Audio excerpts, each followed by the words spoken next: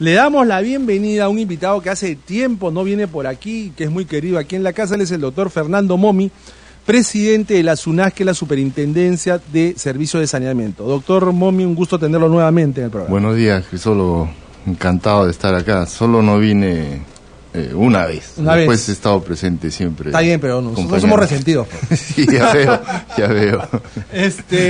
Bueno, doctor Momi, antes de comenzar con lo que tenemos que conversar esta mañana, que son los temas propios de su sector, yo le quería pedir su opinión. ¿Qué opina de esta situación que estamos atravesando en relación a las asociaciones público-privadas?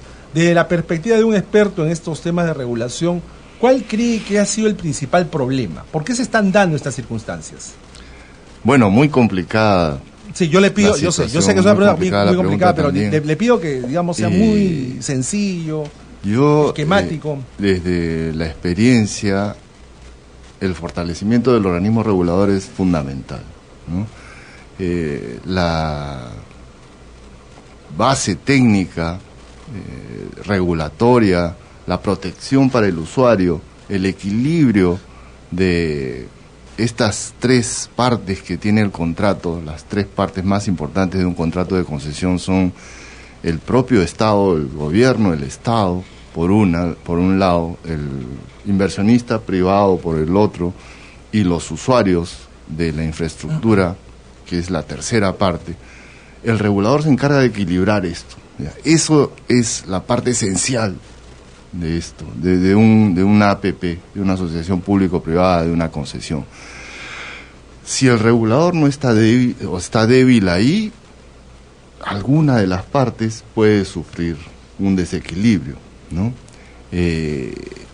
Hasta el propio Estado puede verse perjudicado, ¿no? Porque, claro, el Estado está protegido en la medida en que aquellos que están ejerciendo en ese momento el poder ejecutivo, sea en el Ministerio de Transporte, sea en el Ministerio de Energía y Minas, defiendan el interés del Estado, ¿no? Pero si eso en algún momento se desequilibra, no digamos por un acto de corrupción, sino por un acto, digamos, de opinión, ¿no?, diferente que se puede tener, el regulador está ahí para equilibrarlo. Y el regulador tiene una institución detrás. Hay, 200 personas trabajando que conocen del tema, que conocen de transporte, que conocen de energía, que conocen de agua y saneamiento, que conocen de regulación, de tarifas, que pueden opinar para equilibrar esto. Pero esas opiniones que da el regulador, ¿son obligatorias o son sencillamente referenciales? Eso es un tema. Porque a mí me parece que con toda la experiencia y el conocimiento, eso es el tema. Sí, pero eso está mal, pues. O sea, si el regulador percibe con toda la experiencia que usted está comentando que hay algo que no marcha y opina en ese sentido, me parece que tomar solo como algo referencial la opinión del regulador no es lo más adecuado. Quizás también eso debería reformularse, porque como dije hace unos instantes, doctor Momi, yo creo que es el momento de repensar el marco normativo en mérito al cual se dan estas asociaciones público-privadas, ¿no? De acuerdo. O sea, el regulador opinando como que opina pues uno más, no me parece. Pero acá, ¿qué opina del tema? Hay procedimientos, o sea, para firmar estos convenios, estas asociaciones, yo le pediría que fuera muy sucinto, no breve. Sí. ¿Cuáles son los pasos que normalmente se dan para que se otorgue una concesión o para que se realice una asociación público-privada y garantizar de esta manera que todo se haga en orden? ¿Cuáles son esos pasos ordenables? Dependiendo del tipo de asociación público-privada, ¿no? Si es, por ejemplo, el interés del Estado promover una concesión, el sector envía un expediente, que es el proyecto, a Proinversión.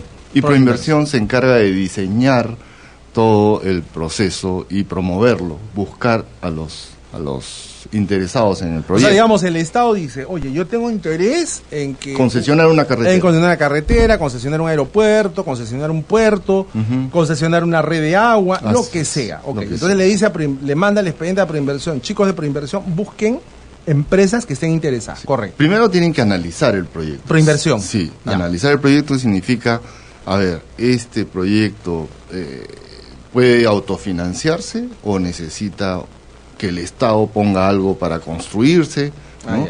Entonces eso o es autosostenible o es cofinanciado por el Estado, ¿no?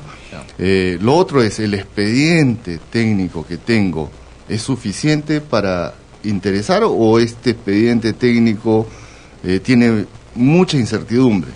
Es decir, los estudios no son los adecuados, falta, digamos, dilucidar algo que, por ejemplo, en el caso de Marca 2, del proyecto de obras de cabecera, tenía un tema con un túnel, ¿no? O sea, este riesgo puede ser asumido por el concesionario tal como está, o sea, hay certidumbre de cuánto va a costar esto.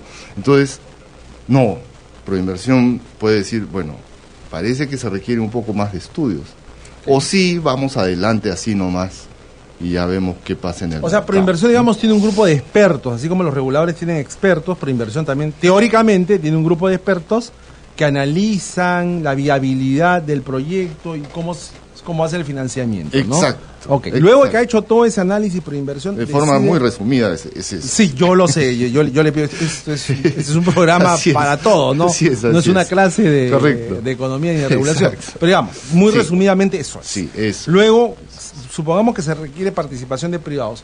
Proinversión sale a buscar qué privados podrían estar interesados, tanto en el Perú como fuera. Los roadshows, ¿no? O sea, van un equipo de Proinversión a veces con ministros o miembros del sector, a un foro organizado en otro país, y van de país en país. Por ejemplo, vas a Europa, vas a España, vas a Francia, vas a Alemania, donde puedes tener interesados en el proyecto, ¿no?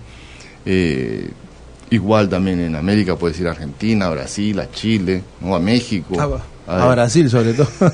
A Brasil sobre todo. Ya. Entonces, y vas consiguiendo empresas que puedan tener interés, claro, ¿no? En participar. O Estados Unidos también, Canadá, ¿no? Entonces, luego, ya has identificado, digamos, 3, 4 empresas que pueden tener tienes que... el paso siguiente, ¿cuál es? Convocar una licitación. Exacto. ¿Quién la convoca?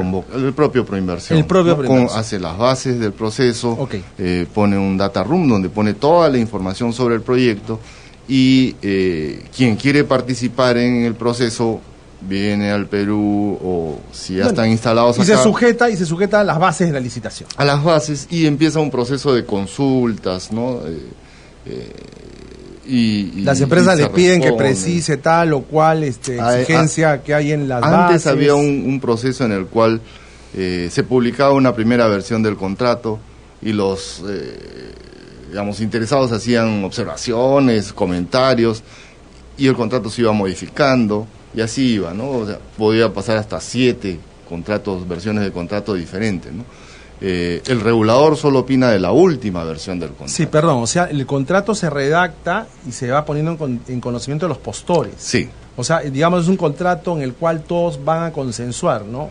No consensuar, ¿no? O sea, se supone que el Estado tiene una posición, o sea, tiene unos riesgos que quiere transferir al sector privado y unos riesgos que el privado no quiere, ¿no? Entonces, si en un momento tú dices, hay este riesgo, yo quiero transferirlo al privado, el privado no lo quiere, la concesión no debería de ir, ¿no? Simplemente. O sea, no tienes tú por qué Estado asumir un riesgo que en verdad debe ser del privado, ¿no? Eso es, más o menos ese es el sistema que se va teniendo, ¿no? Desde el diseño es completamente de Proinversión, del equipo técnico de Proinversión, no, o sea, porque Proinversión no son los ministros, pues no, o sea, el consejo directivo de Proinversión son los ministros.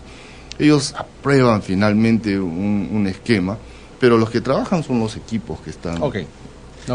Me queda clarísimo. Una vez que se ha hecho todo este proceso, se han diseñado las bases, se han redactado y perfeccionado los contratos, es que culmina el proceso de licitación y gana alguien, ¿correcto? Sí, efectivamente. O sea, la idea es tener competencia, ¿no? Porque lo mejor para estos casos es que hayan 3 competidores queriendo ganar el proyecto. Nada de postor único, pero lamentablemente ya sabemos de varios casos de postores únicos, ¿no? Sospechosos postores únicos que obviamente ganan, pues. Entonces, la cuestión es que hayan competidores y al final se les adjudica. Sí. El regulador opina sobre la última versión del contrato. Y por ejemplo, el regulador, ¿qué puede decir? El regulador puede decir, oye, esta cláusula es demasiado riesgosa para el Estado, esto deberías trasladárselo al privado, por ejemplo. De la experiencia que tenemos en el organismo regulador, lo que siempre usted bastante experiencia decíamos era, bueno, lo que tiene que entender antes de hacer una concesión son los terrenos y la liberación de interferencias, porque eso de ahí, por más que te apures en la concesión, te va a retrasar después el inicio del aeropuerto Jorge Chávez es un ejemplo típico. El aeropuerto Jorge Chávez es el mejor ejemplo del peor de los casos, ¿no? O sea, se entregó en concesión en el 2001 y hasta ahora no terminamos de liberar los terrenos 17 años después, ¿no? Y eso de ahí es perjuicio para el usuario, ¿no? Si esos terrenos se hubieran liberado antes de la concesión, ya tendríamos hace 10 años la segunda pista probablemente, el segundo terminal, y Perú tendría un flujo mayor de... Quienes han tenido la suerte de viajar al extranjero y ven el tamaño de los aeropuertos, o sea, nosotros nos enorgullecemos de nuestro aeropuerto y lo consideramos grande y bonito, ¿no? Pero créanme que comparado con los aeropuertos que hay en países vecinos, ya no les hablo de Europa, pues, pero comparado con países vecinos, es chiquitito nuestro aeropuerto, es chiquitito, a pesar de que está ubicado en una zona geográficamente interesante, ¿no? Que le permite ser un hub, ¿no es cierto? Sí, sí. O sea, tiene ventajas comparativas, pero en fin. Entonces se hace todo esto y el regulador opina, pero la opinión del regulador finalmente no es vinculante. Tampoco es vinculante, aquí. No. Luego se adjudica esto a alguien. Yo pregunto, ¿en qué momento interviene la Contraloría? Porque como la Contraloría estaba señalando de que hubiera sido interesante que antes de firmar el documento, en este caso la adenda, le hubieran consultado, ¿interviene la Contraloría en alguna de estas partes? O el famoso SNIP, y de ser así, ¿qué hace cada uno de estos? Ahora, en paralelo que le envían el contrato y las bases nosotros no opinamos, por ejemplo, el organismo regulador no opina. Lo ha dejado claro, usted opina sobre la versión final del contrato. Pero paralelamente también se están modificando las bases y el factor de competencia, ¿no? Todo eso en verdad tiene que verse en conjunto, ¿no? Pero es obvio que todo después va a pertenecer al contrato, incluso las bases, ¿no? Entonces sí hay que estar mirando también todo el resto de la operación. Paralelamente se le consulta a la Contraloría también, ¿no? Que también me parece tiene opinión no vinculante, ¿no? Pero obviamente... de hecho, porque que no la tiene, porque lo que formula la Contraloría son recomendaciones. Eso es lo que formula, no órdenes. La Contraloría no ordena, recomienda. Ya está en la entidad del Estado seguirlas o no seguirlas. ¿Correcto? Sí. ¿Y el SNIP dónde juega acá? ¿Y qué es el SNIP? Bueno, el SNIP va con el proyecto, ¿no? El SNIP era el Sistema Nacional de Inversión Pública, ¿no? Lo que hacía era comparar alternativas para cuál es la mejor alternativa para resolver un problema que tiene el Estado, ¿no? Eso es en resumido. En resumen, ¿no? O sea, para, digamos, las alternativas, cuando hablamos de alternativas, ¿entre empresas o entre modelos? No, entre... ¿Modelos de diseño de contrato? Sí, no, de diseño de la infraestructura, ¿no? Ajá. Claro, o sea, ¿es mejor hacer un túnel o es mejor hacer una carretera que rodee todo o un puente? Cerro, o un puente. O sea, digamos, hay tres opciones para algo y el SNIP decía... Para resolver un problema. Claro, para resolver este problema no es mejor hacer un túnel, sino es mejor hacer... Pero además tiene un tema de si tiene esto un beneficio social, ¿no? O sea, Oiga, pero a ver, así como lo escucha usted, me parece que el sistema está bien diseñado. O sea, el sistema así, con todos sus contrapesos, y aun cuando la opinión del regulador no sea vinculante, pero digamos... Parece que es un procedimiento transparente, ¿no? Pero los resultados no corresponden con el esquema que usted nos está planteando. Entonces, claro, lo que sucede es que algunos proyectos importantes, y lo puedes encontrar tú en las resoluciones y decretos de urgencia del peruano, se exoneraron del Sistema Nacional de Inversión Pública, ¿no? O sea, ¿se exoneraron de todo esto? Claro, porque el Sistema Nacional de Inversión Pública requiere que el proyecto tenga un estado de avance significativo, ¿no? Ajá. Tenía que pasar por varias etapas desde perfil, prefactibilidad, factibilidad, ¿no? Entonces tenías que ir avanzando, digamos, en el desarrollo del proyecto, ¿no? Pero claro, eso toma un tiempo, pues desarrollar un proyecto toma un tiempo, unos años. Entonces se exoneraban del Sistema Nacional de Inversión Pública, ¿no? O sea, a ver si todo este sistema de comparación, ¿no? A ver si lo estamos entendiendo. Lo que nos dice nuestro invitado, el doctor Fernando Momi, presidente de la SUNAT, la Superintendencia Nacional de Servicios de Saneamiento, es que hay un esquema diseñado para que estas asociaciones público-privadas se den, pero este sistema muchas veces ha sido bypaseado, como yo comentaba al inicio del programa, ha sido bypaseado porque se sacaban decretos en mérito a los cuales se exoneraba de todos estos controles al proceso en cuestión, y los resultados están a la vista, es decir, por presiones o por premura, porque me imagino que esas son las razones, porque yo no me imagino qué razón válida podría haber para exonerar de este tipo de controles a un proceso. No lo entiendo. ¿Qué es lo que se suele arguir? ¿O en qué supuesto podría haber válidamente razón para que se exonere estos controles? Bueno, lo que yo considero es que cuanto más avanzado esté el proyecto en términos de factibilidad, ¿no? Expediente técnico, expediente de ingeniería de detalle, es mejor, porque reduces incertidumbre y estás más cercano al costo final de la obra, ¿no? Cuanto más incertidumbre tiene, más riesgos está asumiendo también el privado, ¿no? Entonces el precio va a subir. O sea, si tú asumes más riesgos, tu precio va a ser mayor, ¿no? Si tú tienes menos riesgos y más certezas, entonces el margen para el proyecto, para el costo del proyecto se va a disminuir, ¿no? Claro.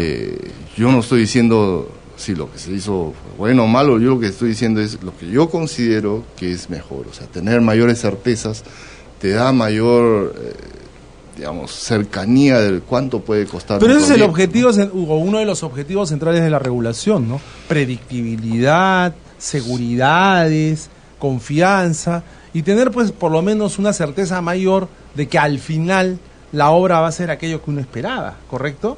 Es así, pero por la razón que fuera, yo creo que las excepciones a las reglas deberían ser eso, excepciones, es decir, evitar que se siga dentro de un procedimiento determinado, dentro de un cauce jurídico determinado, pero por razones válidas, razones excepcionales. Pero no puede ser que esto haya ocurrido. Las consecuencias están a la vista.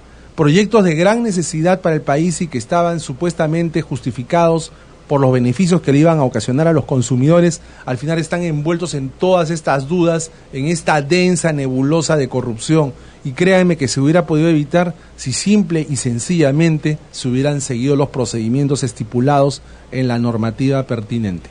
Vamos a hacer una brevísima pausa y regresamos.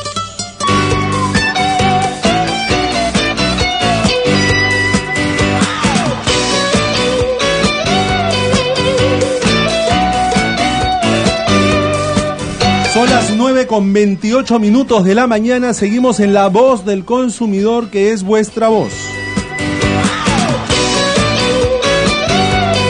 Esta mañana conversamos con el doctor Fernando Momi, él es el presidente de la SUNAS, la Superintendencia Nacional de Servicios de Saneamiento, y el tema es hacer un recuento de las acciones que viene llevando a cabo la entidad que él lidera en los últimos meses, con esa costumbre que tienen los presidentes de los reguladores, que yo celebro bastante, de venir a comparecer siempre a esta tribuna al aire para contarnos.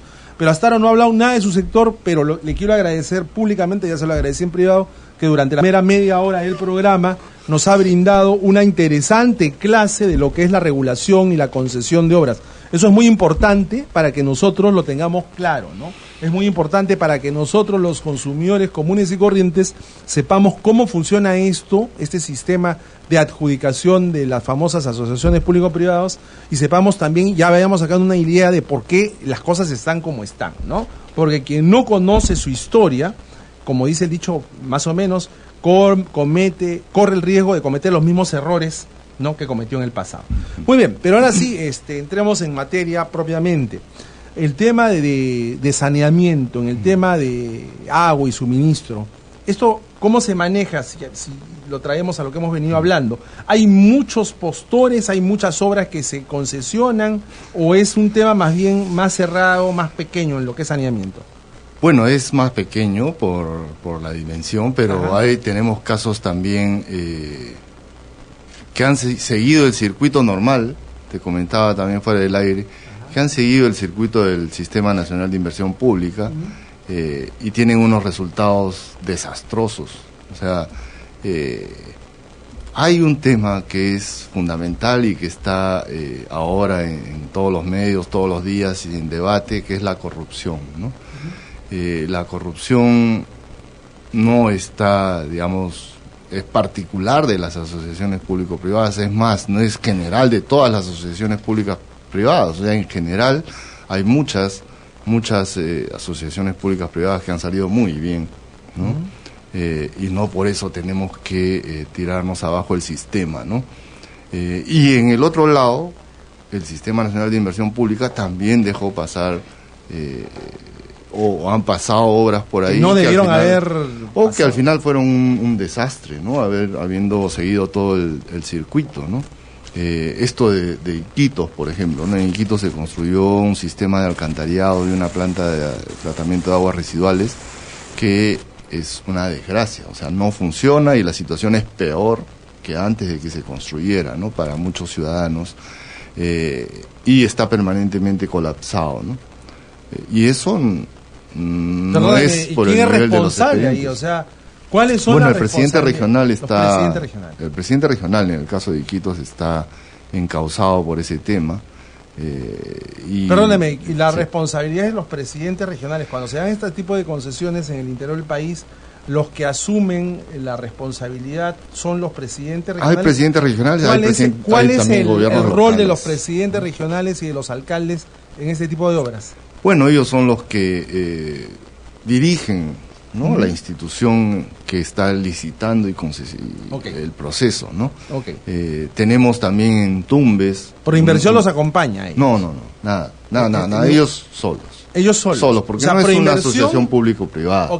Lo que te decía es que dentro del sistema de licitación, a través del OCE y de la otra institución que es los procesos normales de licitación, también ocurren desastres como, ¿no? O sea, obras mal hechas, ¿no? O sea, te digo, o sea, tenemos el expediente técnico, se puede hacer todo bien, pero igual sale mal, ¿no? Pero hay varios presidentes regionales que están procesados, ¿no? Lamentablemente, como media docena, procesados, me parece. Y, claro, en la cárcel también. Sí, o sea, es una cosa increíble. Sí. ¿Y alcaldes, gobiernos regionales, gobiernos locales igual, también? Sí, también. También hay obras que nosotros vemos de saneamiento en Tumbes, hay una planta que se llama Planta Puente Franco, que es una planta de tratamiento de agua potable en el cual se invirtieron 16, 18 millones de soles y no va a funcionar, no funciona, ni va a funcionar nunca, o sea, está tirada ahí desde hace... ¿Qué cosa? 5 o 6 años, no se terminó, se construyó mal y ahí está, o sea, eso no lo hizo la empresa, no lo hizo la concesión, y hubiera servido para dotar de agua y mejorar la prestación del servicio de la empresa concesionada. Qué pena lo que cuenta usted. Y así hay obras, la vez pasada salió en Loreto, cerca de Iquitos, en Lagunas, una obra de otra planta de agua potable también que está sin operar, mal hecha, ¿no? Y hay muchas obras. Es que creo que no estuvimos preparados técnicamente para invertir el dinero que le costó tanto al pueblo peruano ahorrarlo, ¿no? Oiga, pero eso podría decirse cuando comenzamos las privatizaciones en los 90, ¿no? Realmente éramos inexpertos, pero digamos, 20 años después... No, pero eso que estoy hablando no son de asociaciones públicas privadas, no son de concesiones, son obras públicas, ¿no? Obras públicas. O sea, nosotros pasamos en un periodo... pero ahí la palabra es corrupción, pues. Ahí la palabra, o sea, yo no creo que pueda imputarse ineficiencia a todos estos casos. Ahí como es como, Dios mío, permíteme el ejemplo tan simplón, ¿no? ¿Cómo un ingeniero no va a saber hacer un plano para ampliar una casita? ¿Cómo un albañil no va a saber elegir o hacer la mezcla correspondiente del cemento para edificar una pared y saber qué fierro tiene que comprar? O sea, si tú haces las cosas apegándote al manual, se supone que todo sale bien. Hay de todo, mira, hay eso también mucho, pero también hay mucha falta de capacidades. O sea, necesitamos empezar a construir nuevamente capacidades en los gobiernos regionales, en los gobiernos locales, en las empresas prestadoras, ¿no? Porque si no tenemos capacidades para hacer buenos proyectos, ¿no? Si no tenemos capacidades para hacer buenos proyectos y diseñarlos bien, ¿cuál va a ser el resultado de estos proyectos? Si no tenemos capacidades para hacer unas buenas bases para una licitación, si no tenemos... Que no podemos hacer una base para hacer un buen concurso, para evaluar, ¿no? Y después para construir. Si se construye, alguien tiene que estar supervisando. Tenemos capacidades para supervisar esto, ¿no? Y después, en el caso de las empresas prestadoras de servicios de saneamiento, tenemos que construir capacidades también para operar. O sea, nosotros, como parte de nuestra labor regulatoria, hemos capacitado en operar plantas de tratamiento de aguas residuales y plantas de tratamiento de agua potable. O sea, hemos encontrado mucho desconocimiento en las empresas prestadoras, ¿no? Y en este quinquenio hemos avanzado bastante capacitando, ¿no? Lo otro es que, claro, como también pagan muy mal en las empresas prestadoras de servicios de saneamiento, a veces se les capacita y se van porque pueden encontrar un mejor trabajo. Si este mercado de trabajo está tan mal, se van a otro mercado, ¿no? Claro, pero eso es inevitable, pues, ¿no? Esas son contingencias. Es inevitable, pero si mejoramos la capacidad, tenemos que mejorar también la remuneración, porque si no, tú te capacitas y te vas a ir a otro sector, ¿no? Los sueldos se congelaron en las empresas prestadoras de servicios de saneamiento en 1997, 1998, mediante una resolución. Y después los incrementos que se obtuvieron fueron a partir de negociaciones colectivas, ¿no? Y fueron poco, ¿no? Entonces, hay mucha, digamos mucha capacidad que en el ámbito de lo que es obra de infraestructura en servicios de saneamiento, así como la Cenicienta, son el patito feo todo lo que tiene que ver con ese tipo de desarrollos. Es porque es más difícil hacer obras de agua y alcantarillado y plantas de tratamiento de agua potable que hacer pistas y veredas. O sea, es más difícil, claro, ¿no? Mucho más difícil. Es más Por difícil. Supuesto. Además, se entierra y después no tienes cómo fácilmente arreglarlas o encontrar dónde está la falla, ¿no? Si es que la pendiente no es la adecuada para un abastecimiento por gravedad, ya tienes un problema, ¿no? Si es que la pendiente en la cual has enterrado el tubo. Claro, esos son igual con el alcantarillado. Esos son puro conocimiento de ingeniería muy sofisticada, ¿no? Sí, tienes que tener pues una empresa que cuente pues con los recursos para poder llevar a cabo una obra de ese tipo, ¿no? Sí. Por ejemplo, y otro tema, cuando se realizan esas obras, coordinan las entidades, es decir, si van a construir unas tuberías nuevas, coordinan con la municipalidad, coordinan con el Ministerio de Transportes y Comunicaciones, pues yo digo, en otros países, si tú vas a construir una carretera, yo siempre cuento el ejemplo de un amigo mío que trabaja en California, en la autoridad que construye pistas y caminos, un peruano afincado allí en California hace muchos años.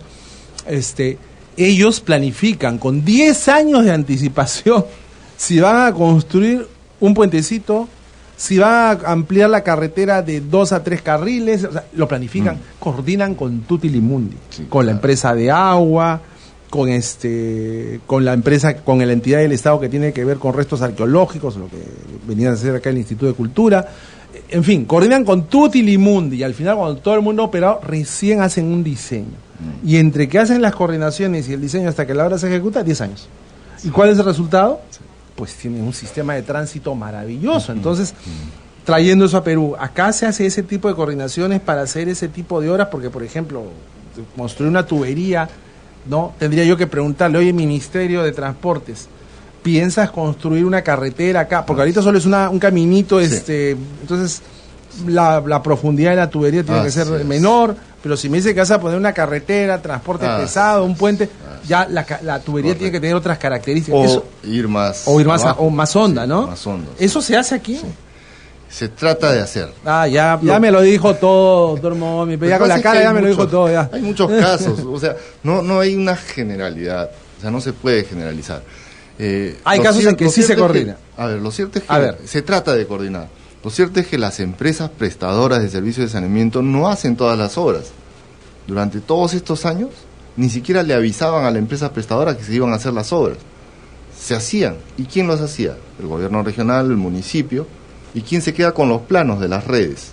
El municipio, el gobierno regional, el municipio, porque a veces si es que tiene una falla, la empresa no lo recibe, ¿no? Porque si la empresa recibe la falla, recibe la obra con esa falla, se hace responsable y tiene que arreglarla, ¿no? ¿En serio? Pero ¿pueden no darle esa información a la empresa prestadora? Es que si no hay recepción de obra, quien se queda con los planos es el municipio o la región, ¿no?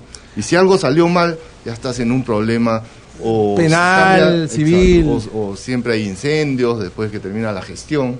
No, pero por ejemplo pasó algo así. Los planos. Claro, pasó algo así con Sedapal el año pasado, con 28 de julio, ¿no? Que habían unas tuberías que se tenían que reemplazar por otras más grandes y que se anunció de que iban a haber cortes de agua por una cantidad. Sí, pero ahí no era porque no habían planes, sí se coordinó todo. ¿No? Digamos, iba a ser un corte de agua, digamos, por 2 días, ¿no? Pero el corte se extendió, y luego empezaron horas. Claro, y luego empezaron los entredichos entre la Municipalidad de Lima y la empresa de saneamiento, en este caso Sedapal. En verdad, entre la empresa que estaba haciendo el bypass y Sedapal, pero en verdad porque se había demorado más la empresa constructora, no Sedapal, ¿no? Y eso dañó todo el abastecimiento del servicio y Claro, los perjudicados fuimos los usuarios al final, como siempre. Efectivamente, ¿no? Efectivamente, pero no porque no se supiera dónde estaba la tubería. En este caso era porque la empresa que estaba construyendo el bypass se demoró más de lo que tenía previsto demorarse. Pero en este caso se evidencia una vez más la necesidad de que coordinen las entidades que están realizando infraestructura. O sea, ellos estaban realizando el bypass, el famoso lindo bypass del 28 de julio, ¿no? Y el otro lado tienes a la empresa prestadora de agua que tiene que pues adaptarse a lo que está haciendo la empresa constructora, ¿no? Sí. Algo que debería de suceder por principio es que no se debería de hacer una obra de agua y saneamiento sin que la empresa prestadora de servicios de saneamiento lo sepa, ¿no? Tiene que saber. No, pero esto se sacaron de la manga, pues esto no estaba avisado en ninguna parte. No, digo, nada. pero en general, las obras de saneamiento tienen que estar bajo conocimiento de la empresa porque es al final quien la va a operar, ¿no? Tenemos muchos casos en los cuales se construyen redes de agua y alcantarillado y después le dicen a la empresa opera. No, pero le dicen, pero que no me has avisado, ¿cómo yo no tengo suficiente cantidad de agua para abastecer esa zona? Y claro, después el usuario dice, oye, ya está construida la red, pero la empresa no me da agua, ¿no? Porque no tiene la suficiente cantidad de agua para esa zona. Nosotros tenemos en ASPEC un caso, estamos patrocinando a ¿cómo se llama? A un grupo de familias que compraron, son docenas de familias que compraron en un conjunto habitacional sus casas. Y cuando se mudaron descubrieron que no tenían suministro de agua. No tenían suministro de agua. O sea, abrían los caños y salía agua, pero claro, el agua salía de unos tanques horrendos que tienen, conoce el caso, que están ubicados en la parte externa del Caraballo. Sí, exactamente. No, entonces es una cosa increíble. Les vendieron a estas personas departamentos que supuestamente tenían agua y no la tenían. Y luego, cuando se fue a buscar a Sedapal, sí, claro. Y cuando se fue, pero es un agua además que se les acababa el mediodía, y además es un agua que cuando la bebían todos acababan con problemas gastrointestinales, o sea, ni siquiera era un agua apta para el consumo humano. Y quien tiene un tanque de agua sabe que los tanques tienen que tener un tratamiento especial, y si son tanques gigantescos, un tratamiento súper especial. Pero el punto es que cuando se iban a Sedapal le decía, nosotros no tenemos previsto ampliar la red de suministro de agua en esa zona, ¿no? Entonces, Sedapal no tiene ninguna culpa en esto, pues, porque los que mintieron fueron los que comercializaban. Pero yo le hago este preámbulo para preguntarle, ¿cómo es que se determinan las ampliaciones de las obras? ¿Cómo es que el Sedapal, por ejemplo, determina a dónde va a extender la red y a dónde no va a extender la red? Eso está en el plan maestro de la empresa, ¿no? Hay un plan maestro. Hay un plan maestro que es a largo plazo, que es 30 años, que se presenta al organismo regulador cada 5 años, se actualiza, y hay un plan tarifario, un estudio tarifario que se hace para el quinquenio. En ese estudio es donde se dice cuándo se van a hacer las obras, para qué zonas se van a hacer, qué interesante, cuándo está previsto. Qué interesante. Entonces la empresa sabe que efectivamente para Caraballo, en esa zona no iba a haber suministro de agua. No iba a haber hasta 10 años o 15 años o lo que fuere. Sí. Entonces los que construyen, bajo ese riesgo, construyen y le tienen que informar a los que compran que esas son las condiciones. No, pero es que, no sé, pues me quedo sin palabras pensando, ¿qué será que usted cuando compre una casa, que es una inversión pues cuantiosa, son los ahorros de su vida, se endeuda, etcétera, etcétera, y al final no tiene agua? Sí, y la empresa le mintió y le dijo que sí tenían agua. Pues es una vergüenza, ¿no? Hay que informar a la hora de vender cuáles son las condiciones bajo las cuales se está vendiendo. No, eso dice el Código del Consumidor. Pero habría que añadir un ítem ahora al Código del Consumidor señalando esto, ¿no?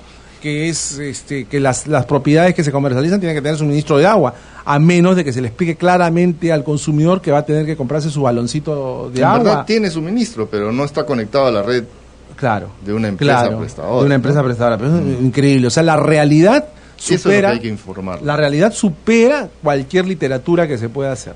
Son las 9:46 de la mañana, estamos conversando con el presidente de la SUNAS, la Superintendencia Nacional de Servicios de Saneamiento, el doctor Fernando Momi, sobre, bueno, hasta ahora no estamos conversando en realidad sobre la materia. Es la primera vez, doctor, que no hemos conversado propiamente sobre lo que está haciendo la SUNAS. ¿Será motivo para venir? ¿No? Sí. No, pero es que me parece muy importante todo lo que nos está explicando, porque todo esto es el marco teórico, el marco conceptual sobre cómo se realizan estas obras. Es bien interesante. Solo lo escuchan en este programa, del presidente de un regulador dando una clase al aire de cómo es que se realizan las asociaciones público-privadas y cuál es el impacto que deben tener en los consumidores o en los usuarios. Bueno, ahora sí, nos quedan algunos minutos. Yo creo, doctor Momi, que puede mencionar algunos de los temas que usted considere más significativos. Sí, algo muy importante es... En cuanto a las acciones de la SUNAS. Digamos, unos 5 minutos para luego dar llamadas al aire. De acuerdo. Pero vamos con los hechos más relevantes. Ahora, deben ustedes saber, amables oyentes, que los presidentes de los organismos reguladores en general son designados luego de un concurso muy complejo en el cual se miden sus conocimientos académicos y su experiencia laboral.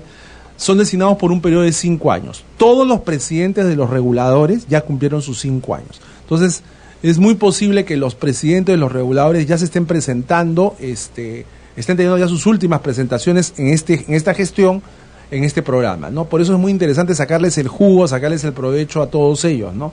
A los presidentes de OCIPTEL, SUNAS, OCINERMIN, OCITRAN, que están teniendo un desempeño muy profesional y bastante ético, por lo que yo conozco de cerca. Pero bueno, en estos últimos tiempos, porque usted ha venido haciendo balance periódicamente de la gestión, ¿qué es lo más resaltante de la labor desempeñada por la SUNAS en beneficio de los usuarios? Bueno, nosotros hemos trabajado bastante la modificación normativa que se ha dado en un decreto legislativo, el 1280, el 1380. Es reciente, ha salido dentro del paquete, el famoso paquete de decretos legislativos dado por decretos legislativos. Y ahí hay un cambio fundamental en el sentido de que la SUNAS, antes solamente nosotros supervisamos la prestación del servicio en las empresas prestadoras. Siempre te decía yo que ahí teníamos nosotros una brecha regulatoria, porque había muchas personas, muchos ciudadanos que no tenían ninguna supervisión en la prestación del servicio, ¿no? Entonces nosotros siempre decíamos que la SUNAS debería de supervisar también aquellos centros urbanos mayores a 20.000 habitantes, ¿no? Centros urbanos importantes. Bueno, la buena noticia para los ciudadanos es que la SUNAS ahora va a supervisar hasta el sector rural. Ah, qué interesante. Más chamba. O sea, muchísima más. No sé si alegrarme o apenarme. Pues. Sí, ¿Recursos? ¿Les van a dar recursos? Bueno, sin recursos no se puede hacer. Claro. En realidad, ¿no? Está condicionado efectivamente a que tengamos recursos, pero eso es muy importante porque además el Estado, como Estado y gobierno, invierte mucho en infraestructura en estas zonas, ¿no? Pero la sostenibilidad de la infraestructura se da con la operación y mantenimiento adecuado y efectivamente con que hayan inversiones permanentes, ¿no? Pues si tú instalas una infraestructura en algún lado y si de repente se malogra la bomba y ya no funciona, dejas de abastecer, ¿no? Regularmente, ¿no? O si no hay dinero para pagar la energía eléctrica, con que bombeabas el agua, empiezas a reducir la cantidad de horas. Entonces, todo eso habla de sostenibilidad, ¿no? Y la sostenibilidad tiene que estar supervisada. La calidad de agua que se está dando a los usuarios fuera de las empresas prestadoras tiene que estar Pero también supervisada. el tema de la calidad de agua ha sido objeto de cuestionamiento a lo largo de los años, ¿no? Sí, o sea, también, mucha gente, me acuerdo mucho de los casos de Tumbes, por ejemplo. Tumbes, en Arequipa ha habido también un problema en un momento por el tema de las algas, ¿no? Tenemos parámetros altos para agua potable. ¿Qué pasa cuando hay un problema de este tipo? Cuando hay un problema en que el agua no es apta o el consumidor siente que yo no, ¿cómo voy a ver esta agua verde o cómo voy a ver esta agua negra? A veces, claro, lo que pasa es que el color o el sabor a veces no determinan la potabilidad. O sea, puede tener ese color y sabor. Ay, pero ¿quién va a beber un agua que no sea pues de un color transparente, ¿no? Una de las características básicas del agua. Claro, lo que pasa es que es incolora. Las plantas de tratamiento no todas están preparadas para tratar toda los parámetros, ¿no? O sea, tenemos que hacer inversiones, ¿no? Las empresas tienen que hacer inversiones. ¿Parámetros como el color? Sí, claro.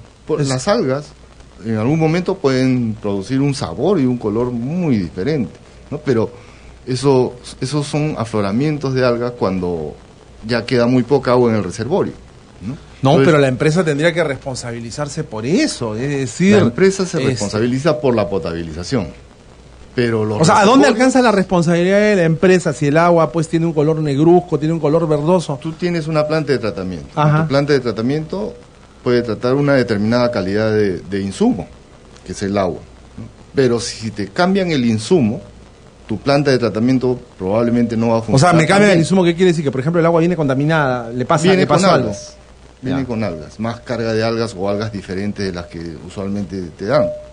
Entonces, tu planta no va a funcionar bien. ¿Y qué hago en ese caso? ¿Tengo que cambiar? Eso no quiere decir que el agua no sea potable. Pero por ejemplo, cuando ha pasado esto hace poco en Lima, que el exceso de agua que venía contaminada, digamos, contaminada, viene con mucha carga de sedimentos. Sedapal dijo, no voy a brindar el servicio de agua hasta que yo pueda adaptar pero ahí lo que haces es cerrar tu planta. Y no estás abasteciendo, no porque...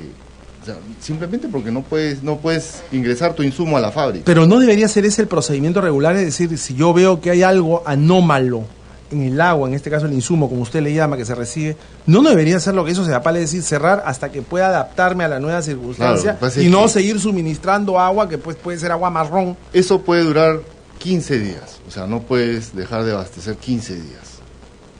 Y en el caso de Arequipa el agua es potable, era potable en ese momento. Y en el caso de Lima, que estamos comentando... En el caso de Lima no. Ellos dijeron suspendo. Suspende porque no puedes recibir insumo, simplemente.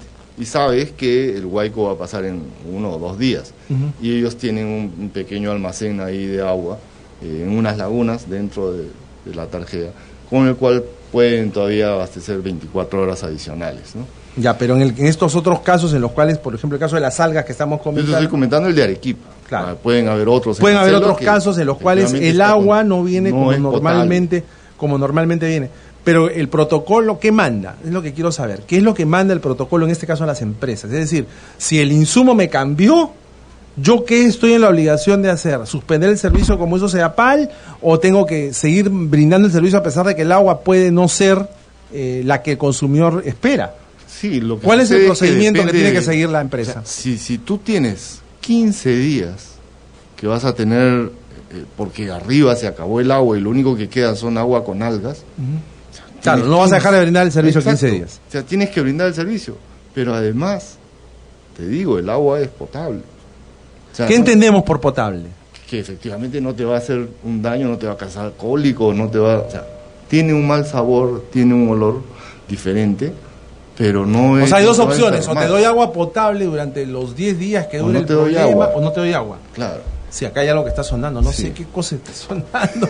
Está acoplando. No, yo creo que sí, se está acoplando con... Es efectivamente... es un tema muy delicado, es un tema complejo, es un tema delicado también, entendemos al consumidor, que es lo más importante, pero en esos momentos SUNAS ha ido a Arequipa, ha hecho los análisis y el agua podría ser consumida. Efectivamente, organolépticamente, como le llaman, tiene esas características, pero, digamos, sin agua no puedes vivir. O sea, tienes que abastecer. Entonces, hay tanto que conversar, pero le cuento que el tiempo se nos acabó. Le agradecemos como no hemos siempre su participación. No, es que no había tiempo, pero la clase lo ha merecido. La clase lo ha merecido. Ha estado muy bien esta explicación que nos ha dado sobre cómo se hacen los procesos de concesión, las asociaciones público-privadas para evitar que ocurran situaciones como las que lamentablemente está viviendo el Perú en estos momentos. Muchísimas gracias al doctor Fernando Momi, presidente de la SUNAS, y con ustedes, amiguitos, será hasta mañana. Chao.